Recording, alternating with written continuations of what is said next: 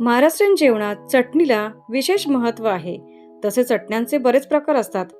त्यातीलच ही एक लसूण चटणी, जी कमी साहित्यात व बनवायला अगदी सोपी आहे. पण सोपी जरी असली तरी जेवणाची रुची मात्र दुप्पट नक्कीच करते. ही चटणी आपण भाजीला पर्याय म्हणून चपाती किंवा भाकरीसोबतही खाऊ शकतो. अतिशय छान लागते. तर पाहूया रेसिपी.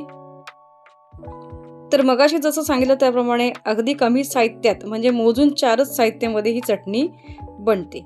आता यासाठी आपल्याला सुकं खोबरं लागणार आहे.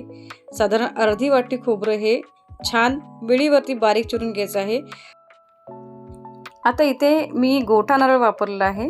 गोटा नारळ म्हणजे पूर्ण सोकलेलं खोबरं नव्हे, पण आपल्याला वापरताना सुकं खोबरंच वापरायचं आहे. माझ्याकडे हे अवेलेबल होतं म्हणून मी गोटा नारळ वापरलेला आहे. 4-5 लसूणच्या पाकळ्या घ्यायच्या आहेत. लसूणच्या पाकळ्या जास्त घ्यायच्या नाही आहेत कारण मग चटणी ओली होते.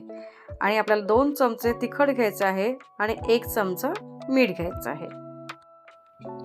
जसं की मगाशी मी सांगितले की महाराष्ट्रीयन जेवणामध्ये चटणी ही रुची वाढवते. पण विशेष म्हणजे आपण बटाटा वडा, कांदा भजी, बटाटा भजी, थालीपीठ, आपण जे भाजणीचे वडे करतो ते, यासोबत ही चटणी अतिशय अप्रतिम लागते. तर आता हे सर्व मिश्रण आपल्याला मिक्सरच्या भांड्यामध्ये टाकून सर्व छान वाटून घ्यायचं आहे. खूप जास्त बारीक करायचं नाही आहे, पाणी टाकायचं नाही आहे. अशीच या पद्धतीने मिक्सरमधून बारीक काढून घ्यायचं आहे. आता ही चटणी साधारण 1 महिन्याभर टिकते. चटणी स्टोअर करताना शक्यतो एअरटाईट डब्याचा वापर करायचा आहे.